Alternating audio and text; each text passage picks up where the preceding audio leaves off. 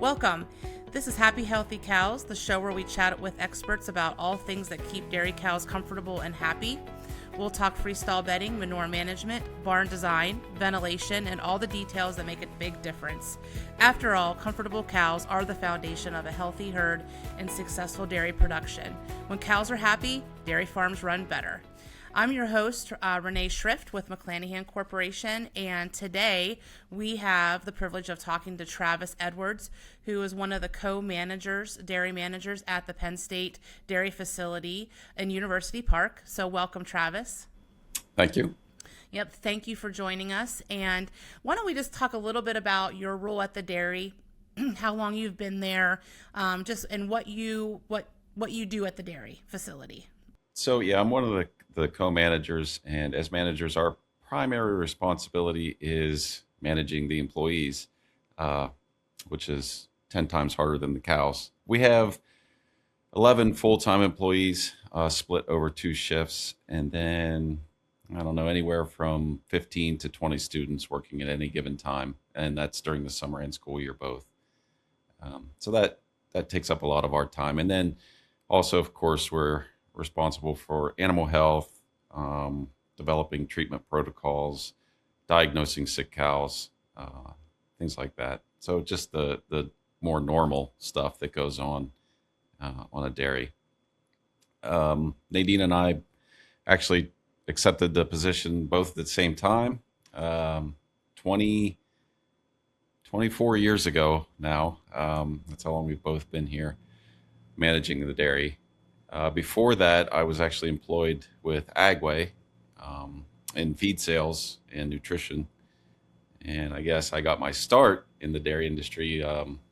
My grandfather had a small dairy farm that I helped on, but primarily working on a 100 cow dairy over the summers from school and college. So I've been in the industry, I guess, since, I'm going to say 93, 94, somewhere in there. Yep. So lots of experience, lots of different things going on at a university dairy for sure. And I think that you've also juggled a lot of changes at the dairy, renovations at the dairy, a lot of new technology that the university wants to employ there at the farm. Can you just talk a little bit about that and give some background over the past 24 years, what you've kind of seen change at that facility?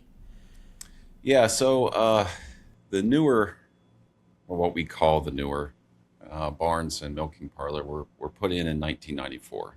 So while I was a student here at Penn State, and some of those barns sort of they were okay for the time, but compared to what we're doing now, they're an older barn, and so there were challenges in treating and having modern cows in those older barns that we've sort of dealt with since we've been here. About 6 years ago, so we actually had 2 barns that were remodeled into freestall barns that were built in 1949. They were originally tie stall barns. They were converted to freestall. We were using those for dry cows and springing heifers as part of a manure management project, and getting our digester put in along with our sand separation system. Those barns went away because it was hard to get the manure to that central location. And so we built a new barn that we call our transition barn, that has dry cows, fresh cows, and a milking group in it now. And the difference between those 2 facilities, so even our barns that were built in 94 to that one that was built about 5 years ago, is just tremendous. The barn is much more automated, much better for cow comfort, bigger stalls. That was probably the most extensive project I've been involved in since I've been here. We've had some other smaller projects with the calf barn and things like that. We now have a robot feeder in the calf barn. But along with the digester project, we've been trying to convert our tie stall barn, which is pretty integral for research purposes here. We wanted to convert that over to sand. They were previously on mattresses with sawdust. We wanted to get those cows on sand just to consolidate our bedding, have one bedding type and one manure stream. And I suppose we can get into that the details of that a little bit later, but that has that has definitely been a challenge that we did not expect. We thought that would go much smoother than what it did. But Sure. Yeah, there's lots of dynamics there, as you said, and even just seeing the facility and walking through it with you from time to time, or the other um, Nadine or other people at the dairy, Randy, it definitely has changed a little bit. But that new barn is definitely a nice, comfortable barn compared to, and just like you said, a little bit more advanced than the other structures that are there, but still beautiful facility, tucked away there in Nittany Valley. And you can't get a better view of the stadium and everything that goes on at the university, from especially when you're at the dairy, and that point of view. So let's talk a little bit about the comfort there, and just dive into some of your thoughts and your expertise over the past 24, 25 years, seeing the dairy with I think sand bedding, if that's been the choice of bedding for the past 25 years. Let's just talk about the sand a little bit, and what your overall opinion is of the comfort on your facility. I think, especially prior to the new barn being built, the sand uh, saved those older barns. The stalls were built a little short. The cows lie against a on the outside row. They have an obstacle right in front of them. They're lying right up against the curtain and the screen, and so they're side lunge stalls. And just before I started here, they were actually using sawdust in those stalls, and I don't think it was going very well. Um, so they switched over to the sand, and I think the traction and the forgiving nature of sand really made those barns much more usable. They were also designed to work only on natural ventilation. There were no fans in that barn at all when we first started here. And so I think a smaller contribution is the heat abatement properties of using sand bedding. Also greatly improved conditions in that barn. And then when we built the new barn with the larger stalls, uh, again, there's some struggles adjusting neck rail and brisket board and things like that. But once we got that all in line, it really shines over there. It's you can really see how it's really supposed to work. But I think that the biggest contribution that sand bedding has made here is, in fact, those older freestall barns, and making them much more comfortable for the cows. Okay. So nothing's really changed with those freestyle facilities. It's just that the bedding choice. And how do you, as far as like the sand, has the sand type always been the same at Penn State, or has it transitioned over the years, like from one sand type to another? Yeah, so it is transitioned. We used at the very beginning, it was I don't know, just plain sand. It had probably higher clay or soil content. Then we started using the silica sand, the white sand from a plant in Mapleton, Pennsylvania. And we used that for a lot of years. That was pre separation. Uh, and it was very consistent. It was cheap at first. It was almost free, aside from the trucking, because we were getting what they called their waste, but was really what just fell off the conveyor belt, um, and was piled up in a separate pile. Still really good sand, but they couldn't sell it to golf courses and the fracking industry like they were their clean and certified sand.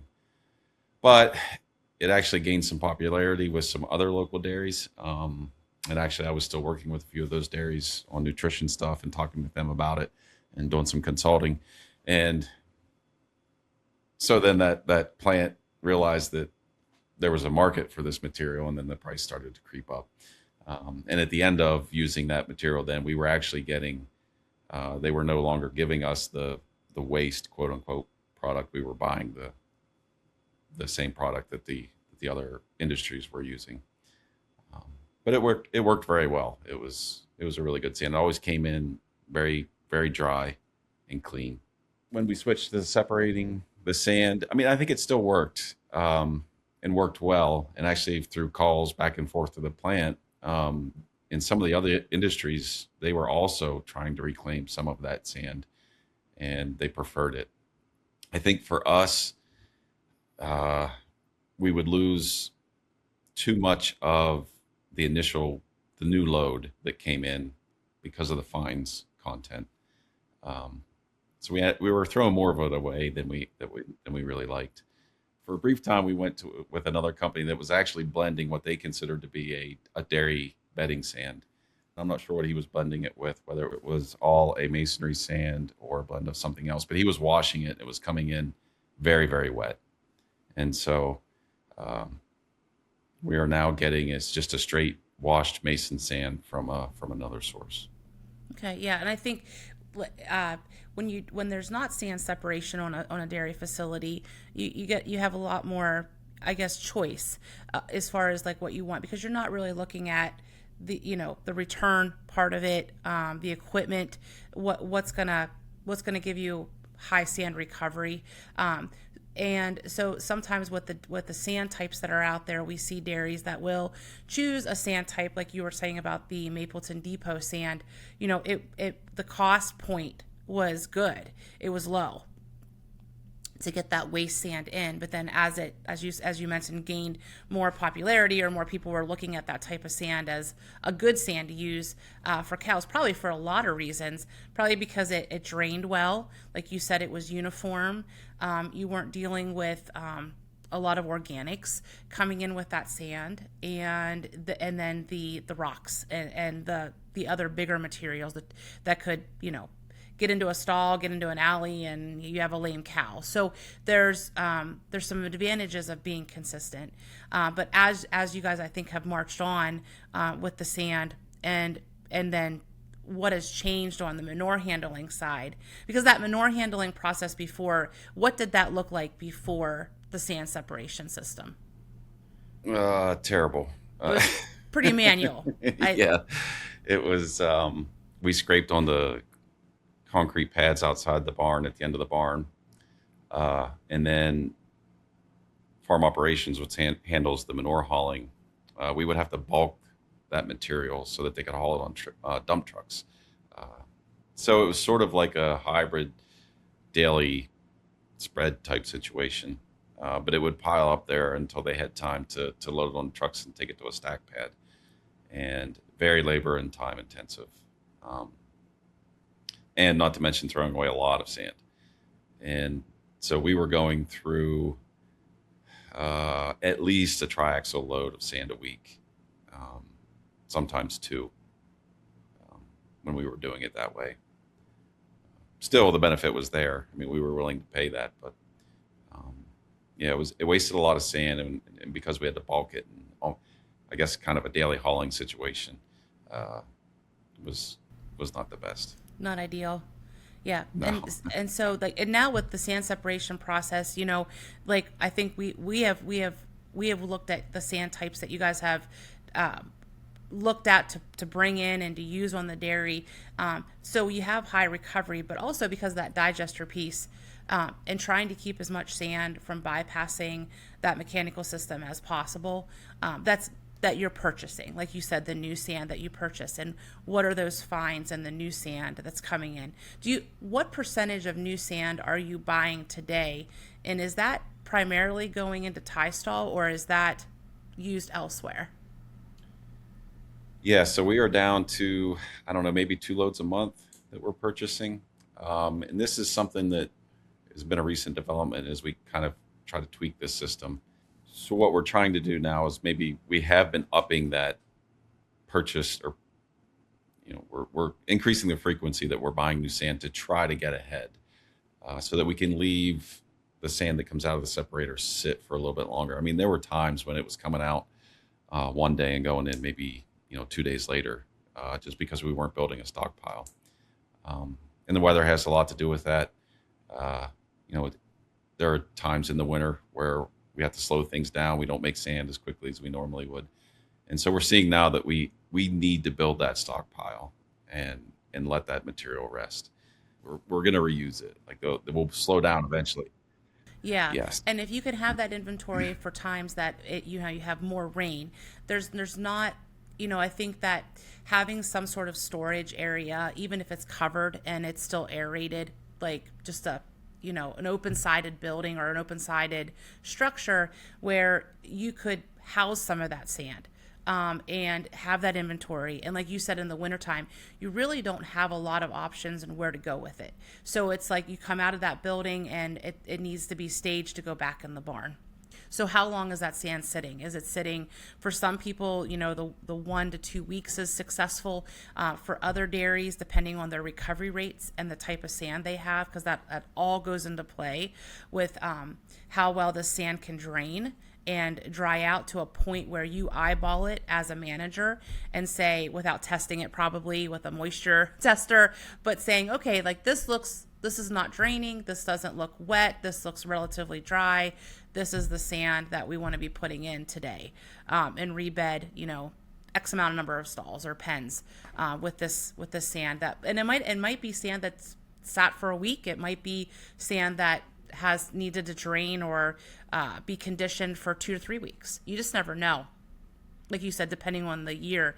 And this year with the winter, it just seems like, I think now since June has hit, we're finally seeing summer here in Pennsylvania, but it's been chilly, it's been cold, and you don't have the heat to help move this moisture out, evaporate this moisture, and get the sand a little bit drier. It's just kind of we've just been in this winter lull for a long time.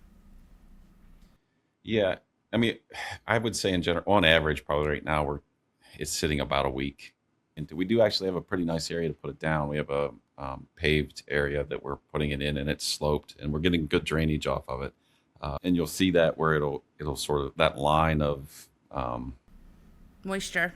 yeah, it just sort of moves down the pile, and we're trying to get our guys better at turning those piles over and using the ones that have been there the longest. And we're currently trying to get a hoop building put up back there so that it'll first go out where it's not under roof, but as that initial moisture drains off and it's looking pretty clean, then our hope is to move it into that hoop building for use.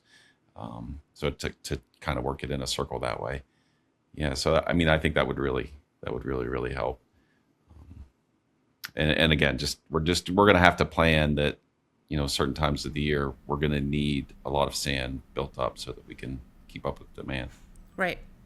So let's talk a little bit and transition into a little bit about the barns and what you guys do today currently in your facility. And we'll talk a little bit then also about the training. But what's your idea of good stall management, and then and what is the practice today at your facility? So we stress, obviously keeping the stalls as clean as we can, and watching for the evenness of the bedding. So where cows are digging holes or it's getting pushed up underneath the stalls, we try to stress to our guys to watch out for that. Our cow mover is trained so that as they're going down through the barn, they're pulling out manure with they usually carry a rake or shovel or something like that. And so we're doing that, twice a day, every day. And then we are bedding the milk cows twice a week, once in midweek and then over the weekend as well. And then as needed. Do you guys, when you guys they rake the stalls, they rake the back of the stalls, they check the curbs as they're moving cows, right? And then what do they do anything with tilling the stalls with the recycled sand or conditioning them that way? Yeah, so we have the McClanahan, I guess it's a rake. Groomer. For on the skid steer. Groomer, yeah. Yeah. So before we put new sand in, we are going down through the barn with that. We're grooming that. We groom the tie stall barn every day. I guess I kind of left that out of the equation. It gets cleaned, groomed, and bedded every day. Again, just because it's a little harder to manage. And it took us a while to get to that point, messing with other stuff, trying to, things got pretty bad in there for a while until we just eventually admitted that that's what we needed to do. So it's just like indexing those cows and making sure that they were sitting at the right or laying down at the right spots, and transitioning a tie stall facility, a tie stall barn, which I've been in that barn and it's a nice barn. It's, but how do you put sand in there? And what is, just out of curiosity, just to digress a little bit on that, but how do you keep the depth of the sand in that stall? Like, what do you do? Or what's the design look like? It's the design is very similar to a freestall. It's deep bedded sand, so we groom it. So the cows leave. What makes it a little easier is the cows still go to the milking parlor to get milked. We're not milking in there, and so they're all out of the barn. We bring the groomer in. They go and groom all the stalls to get a level point to start with, and then we're using a side shooter for on the skid steer, and we come in and they all of our guys know the level that the sand should be up above the level of the curb, um, and so they add the sand until it all looks the same. Which was why it took us so long to pull the trigger on going back to the trainers, because with mattresses, your level's the same every day, and it's easy to set a cow trainer so that it keeps her where you want her. Um, with sand and them digging in it and taking it out, kicking some out every day, that trainer might become ineffective over the course of a day if she's digging the sand out a little bit and she gets down too far away from that trainer, and vice versa. Like if someone goes in there and sees that a trainer's too high and they pull it down, and then the next day we put sand in and don't adjust that trainer back up, now the cow can't, she has a hard time even eating without getting shocked. But so that's the reason that the management in there is so intensive. Is that's what we found we have to do. Well, it's nice to see, at least with you have a facility that you can at least put these cows on sand for your trials, whatever they're working with on those research cows, in the research programs there at Penn State. It's nice that at least you can have the sand bedding advantage, like you said. That takes a lot of things out of the equation on a facility like that. So.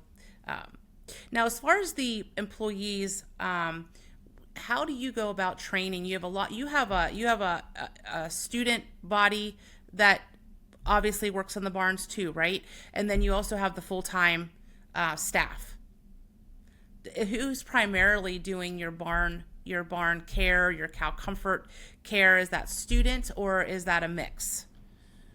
I suppose it's a mix, but it is primarily our full time employees.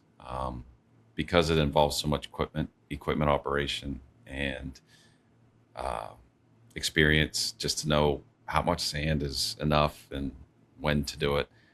So they do it, I would say, probably 80% of the time. We do have some students that live here at the dairy that become very familiar with how things work and what we're looking for.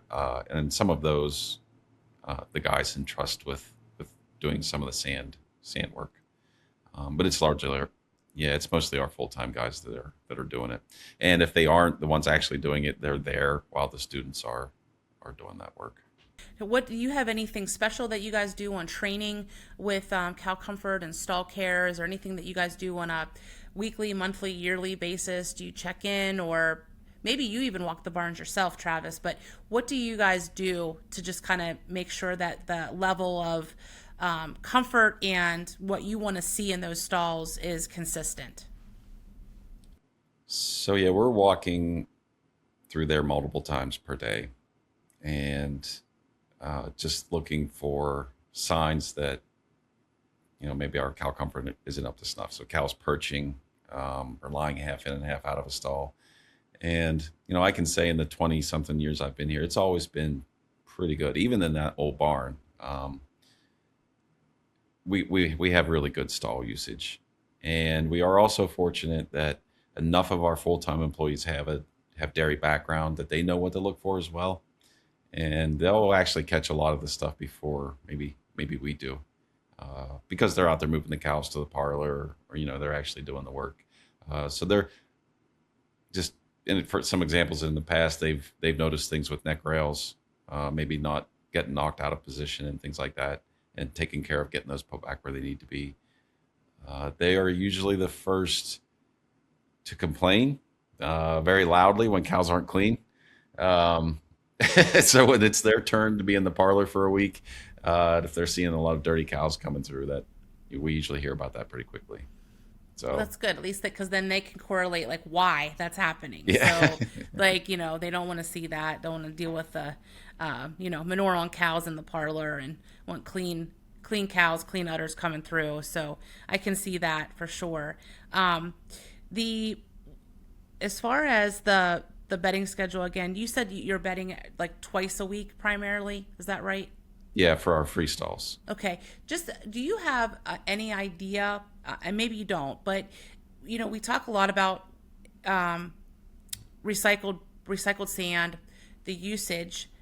There's always the numbers that are put out there: 50 pounds per cow per day. That's what a cow's moving in and out of the stalls, into the alley. That's what's mixed in with the manure. Do you have a sense or an idea? Do you think that you use more with recycled sand? Do you guys feel like you can use more bedding since you have recycled bedding available? Sometime, an inventory at least to bed with.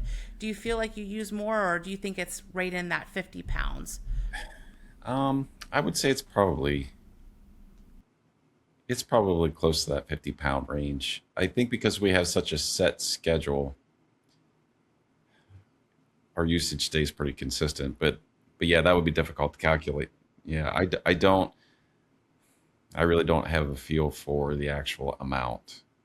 Um, and then again, I think it's variable, a little bit variable depending on the weather. I think here in a couple months when it gets hot, we'll see when cows get stressed, they'll stand and kick sand out, more so than they do other times of the year. Um, but yeah, I mean, we're always going, we always use a very similar amount, I think, because of our strict schedule. There are times, like we said, we tell the guys, listen, if you feel as though the stalls need bedding, don't wait. If you're scheduled to do it in 2 days, don't push it out those 2 days. If it needs done, just go ahead and do it. And so that happens occasionally too. That it'll get a little bit ahead of us, and it might be whoever did the betting last. Maybe they did let one of the students do it, and they didn't get quite enough in, or whatever. So we do have a rigid 2 time a week schedule with those guys free to do it more if need be. And I think what happens to us more often is, like I said before, if our stored inventory is low, uh, maybe we skimp a little bit to get by. We don't put quite as much in as we normally would. So we're trying to rectify that. I want it to be the other way, kind of like feeding cows. That's you don't want cows to run out of feed. I always want enough sand in there so that we don't have to worry about trying to make it stretch. Um, and again, it's an investment. I mean, you're going to spend a little bit now, but if you're getting 95% sand recovery, that sand's going to be there. We just have to buy it up front and get it here. Get it on And site. we have winters here, so I mean, like even keeping it from, if you have stockpiles of sand, keeping it out of the rain, the snow, the elements, that helps keep it drier and cleaner. So then it is more readily available and usable at that point in time. But I think you bring up some really good key points as far as bedding and sand usage, when you're really consistent with it and you have a set schedule and you stay on top of it. So it's not like, well, and things happen. We all know that there might be a day where it's a day late or 2 days late. But when you're getting past that, then you're right. You're probably, as a producer, or a barn manager, looking to put more sand in, and then that's more sand out that next day for sure. They just move it out. Yeah, and that So with the separation system, that's what that throws a wrench into that schedule too, because the day after we put bedding in, there's a lot more sand. There's a lot more sand that ends up back into the separator, so we may have to slow things down. We've kind of, when we first put that system in, there were maybe too many chiefs in the pot. Everybody was tasked with trying to set that system up so that it ran the best. We've kind of distilled that down to, even I made some recommendations, but I sort of entrust one of our guys to keep, he's in control of that system back there, and I ask him to keep me apprised of what he's doing. But that helps a lot too, especially with our manure stream is so varied, and if there's a challenge to separating sand, I would say that's it. Uh, we have dry, we have wet, all going in there, uh, and then in the wintertime, it stiffens up, and that's through no fault of the system. I mean, there are days that system absolutely amazes me. I just can't believe that what we're pushing in there and then we get sand out. Yeah. It just seems like it's almost like a magic trick or something. But you do, but you're right. And you have a dynamic manure delivery system because it's a scrape and turn. It's scrape and turn. And if you have snow, if you have lots of rain, there's more moisture going into that reception pit as well. So like you said, it goes back to that consistency of bedding, but then also that consistency of the manure stream. And then on top of it, you have different rations, different things going on at the dairy that they want to, research and develop. And you might be dealing with changes on the feeding side, like, I don't know, every 6 months or maybe even more often than that. And so that changes up manure consistency and what that looks like too. Yeah, what we found is we're really probably starving the system of water a little bit, Mm-hmm. and that was the other, the engineering firm we went with that designed a lot of that.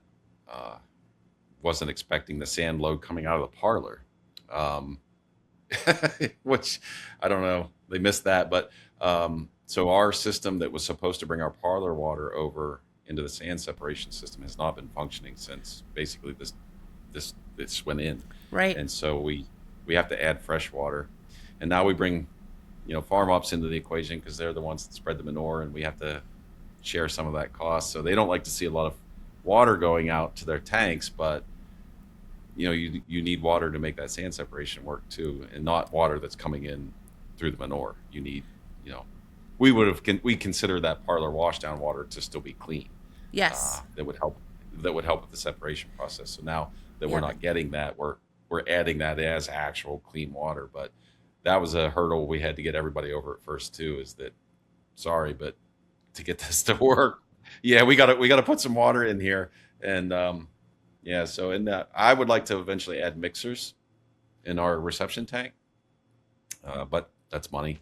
I'm kind of campaigning for that. I think that would, and even our guy that runs our sand separation system, that's on his wish list too, because he feels like, he feels like if I look in there and I see that the manure is dry, we got a ton of dry cow manure, or Right. Whatever. Like stiffer manure. It just like piles and it doesn't move. It doesn't slide to our auger. He's like, I feel like I could put some water in there, kick those agitators on, and get that going again. And he's right. I mean, that would, when it's rainy or hot and our sprinklers are running, we can crank sand out fast.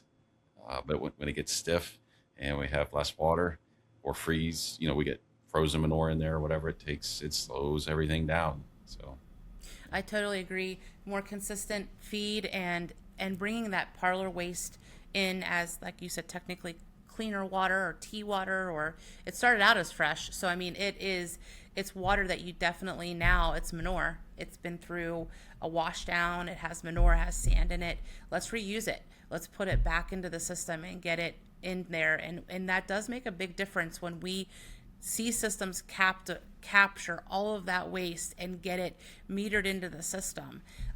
It really does help things work better, and then that freshwater input becomes more consistent too. You can set that, and that's just where it sits. It's not like you're changing it every couple days to try to compensate. So I totally agree with you. yeah, I don't think so. We're going to continue to work on that tie stall situation. Next on the list is some sort of either reception pit, because right now we're scraping out it with a skid steer and then all the way down the barn and going through one of the old barns to get it in the sand separator. We would like to clean that process up a little bit. Maybe with some put an automatic alley scraper in there so we don't have to take the machine in the barn, and then have some sort of reception pit. I mentioned that it would sure be nice to have some kind of piston pump or something that would take it from that reception pit over to the sand separator. But Yeah.